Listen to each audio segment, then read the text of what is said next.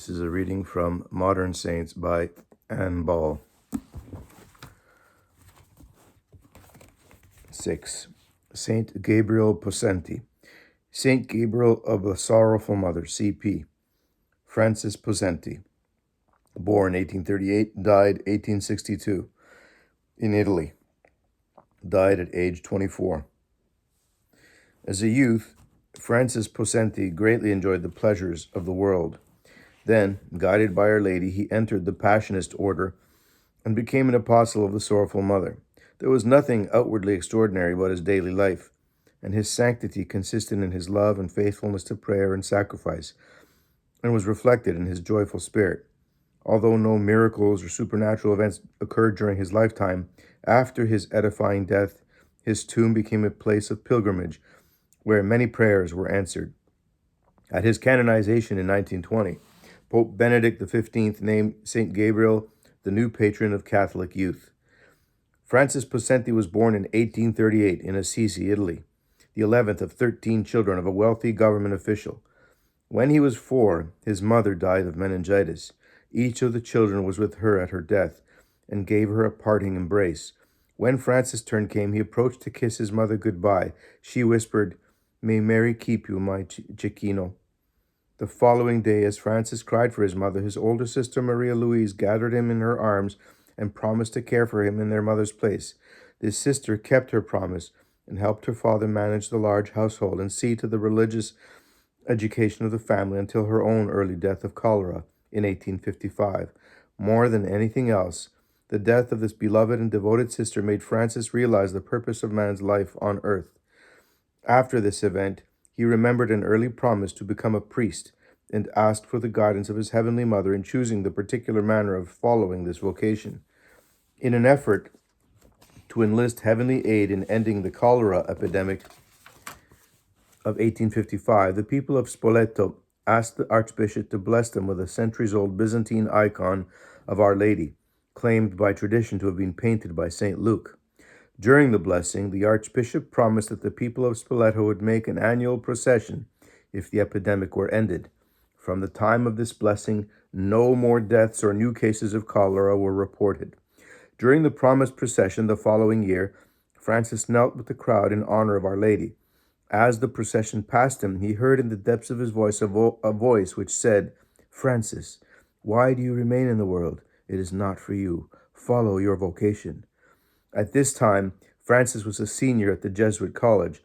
When he requested his father's permission to join the Passionists, his father refused, as he had done previously. After further discussion, his father appeared to give in to his son's wishes, but in reality he continued to attempt to make Francis change his mind, enlisting the aid of various relatives to dissuade the boy from his plan. When Francis had spoken of his wish to join the Passionists the year before, his father's flat refusal had ended the matter temporarily because of his love and respect for his father.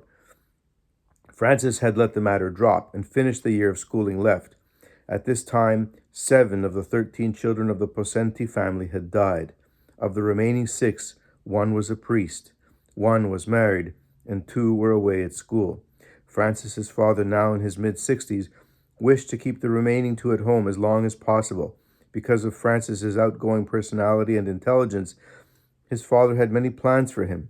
In addition, he felt that the life of a Passionist was far too severe for his son, who enjoyed so much the things of the world. The Passionist order, which combines the life of the strictest contemplative orders with a missionary apostolate, appeared to be one in which Francis would have to sacrifice all the things he had previously enjoyed. After this first request, Francis continued the same life he had been living. A good student, he was chosen to give the commencement address. He liked to hunt and was an expert marksman. He enjoyed riding and dancing. He liked the girls and tried to dance with as many as possible. Noticing this last trait, his friends nicknamed him Il Ballerino, the dancer. Sometimes they also called him Il Damerino, the dude, for he enjoyed dressing in the latest styles and was always immaculately groomed. A bit of a clown, Francis found it easy to keep his friends in fits of laughter. Because of this trait, he had many friends. With them, he enjoyed attending the theater, opera, and writing poetry. As a younger student, Francis got into his share of scrapes and harum-scarum activities. In one scuffle, his brother broke his nose. With a group of his friends who termed themselves the Lords of Spoleto, Francis was in the middle of many youthful stunts. One of the most boisterous of these occurred when several of the group raced their horses through town, eventually rearing their mounts in an attempt to get them to pound some householder's door with their hooves. With these friends, he smoked in secret and played chess and cards, often making small side bets to enliven the game. In the matter of romance, Francis did not single out any particular girl. The daughter of family friends Maria Panichetti was very fond of Francis. Her parents and his father indeed considered the young couple practically engaged, but there was no such agreement on the part of Francis and Maria. After his second request to his father, Francis wrote to the Passionist requesting admission. When a letter of acceptance came, his father hid it. After waiting some time for a reply, Francis determined to journey to the Passionist novitiate at Morovale and request admission in person. After enlisting the aid of two of Francis's brothers and attempting to dissuade him, his father finally agreed to let him go to the monastery, accompanied by his brother. Friends and relatives would be told that the brothers were going to visit relatives, so that if Francis changed his mind, he could come home without embarrassment. His father sent letters to several of the relatives the brothers planned to visit on the way to the monastery, asking them to try to talk to the boy out of becoming a Passionist. But by controlling his temper and making honest and firm replies to all the questions and objections to his vocation, Francis won over all, except his father. Finally, nearing the monastery, Francis became overwhelmed with worry that after all he might not be accepted. On his arrival, he was stunned to hear the words of the novice master. "We had practically given up hope of seeing you, Francis." He and his brother, a Dominican priest, then realized that their father must have hidden the letter of acceptance. Although Father Aloysius was sad at leaving his younger brother, feeling that he might never see him again, he was proud of Francis's determination to journey to the monastery, not even knowing whether or not he would be accepted as a member of the order. In a dramatic ritual which symbolized the life of self-denial asked of each Passionist, Francis received a cross to remind him of the cross of Christ, along with a crown of thorns and the exhortation to humble thyself and be subject to everyone for his sake. In addition, he received the name Confrater Gabriel of the Sorrowful Virgin. Confrater is a Latin word which means associate brother. It is applied to all Passionist clerical novices and students to distinguish them from the fraters or lay brothers. Gabriel did not, however, live to see his ordination. Gabriel's novice master wisely helped him realize that the spirit in which he did anything was far more important than what he actually accomplished. He therefore meditated on the significance and meaning of humility and attempted to practice that virtue in many little ways. In a spirit of sacrifice and self-denial, he completed his novitiate, attempting to be faithful to the rule of his order at all times. In his notebook, he wrote, "I will attempt day by day to break my will into little pieces. I want to do God's holy will, not my own." Deliberately, he accepted extra tasks, controlled his impetuous nature, and denied himself many small pleasures. Was there a feeling of martyrdom in these efforts? In a letter to his father, Gabriel wrote, "My life is one of unending joy.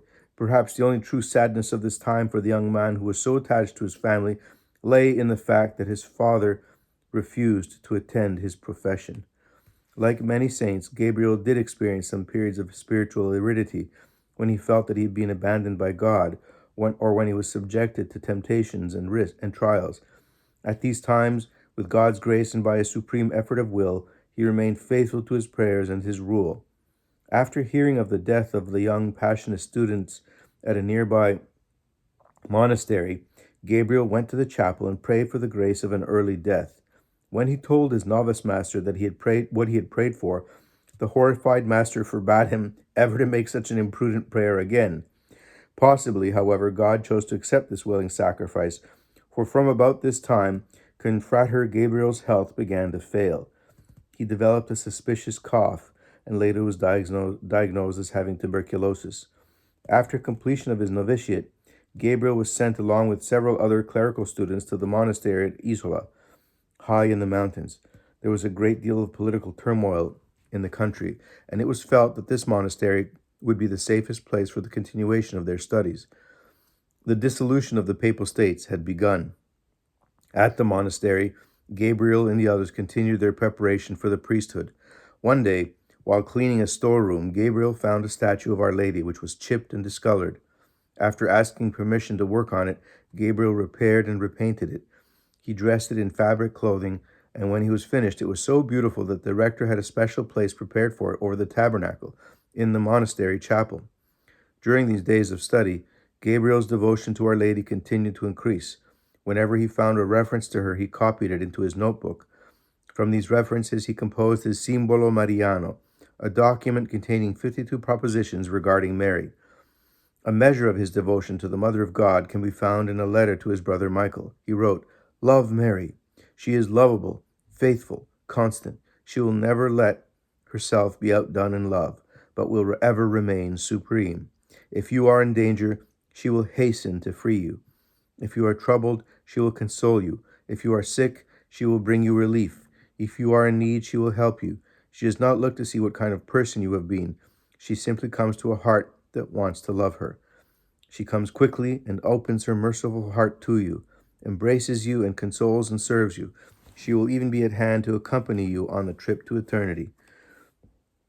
In Gabriel's love and devotion for the Blessed Mother, there was nothing of the falsely pious or foolishly sentimental. He understood, however, how she could aid souls on their path to God. Slowly, the war came closer. In 1859, the Piedmontese king, Victor Emmanuel, joined forces with Garibaldi.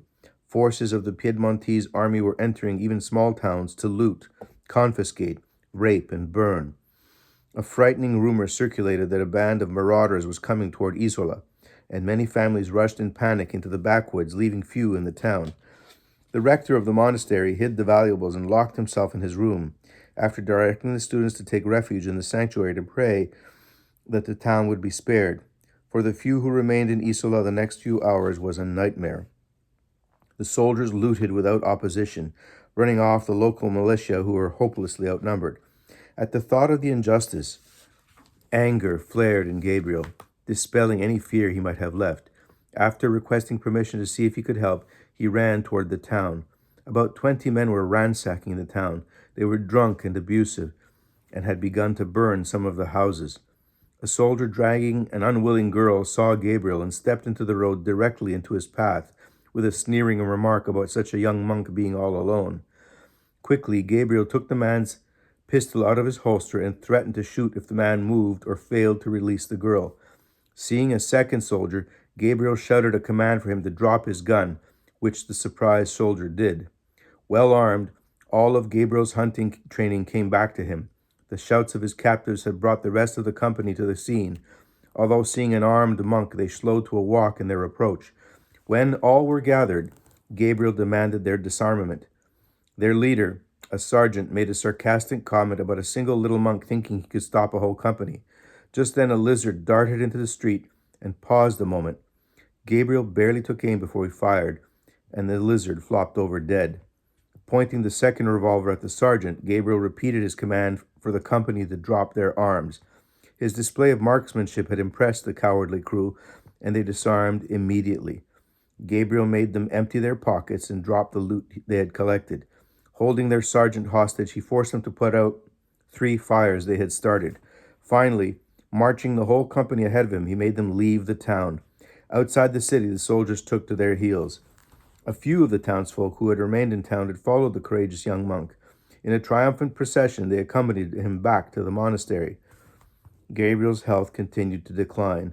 In hopes that fresh air would be beneficial, he was sometimes sent to assist the shepherds in the field and to teach the children in neighboring towns. Gabriel enjoyed this work, and the peasants became very fond of him. After a long, exhausting trip to Penn by mule to receive tonsure and the 4 minor orders, Gabriel became much worse, coughing up blood and continually racked with pain. Dizzy spells became frequent, and he suffered violent headaches. During this time, his interior union with God made his life a continual prayer.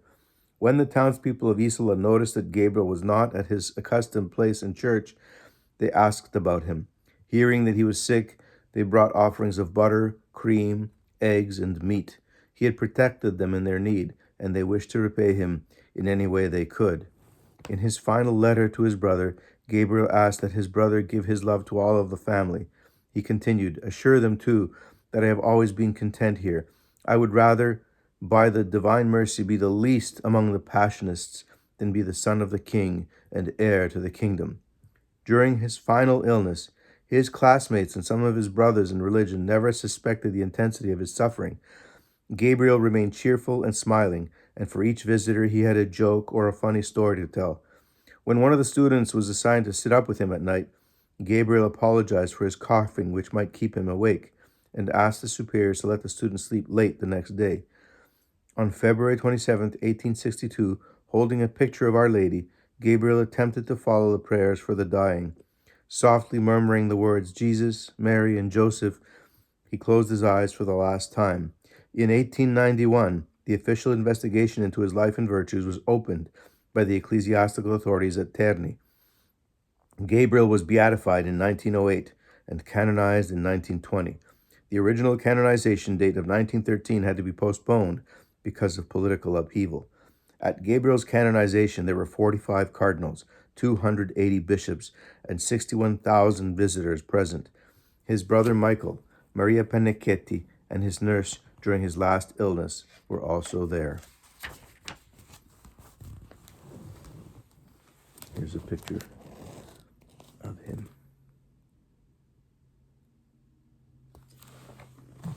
The caption reads, Saint Gabriel Possenti, the monk who single-handedly marched 20 drunken looting soldiers out of town at gunpoint. This is the most accurate likeness of Saint Gabriel. It was made by painting over an old tintype.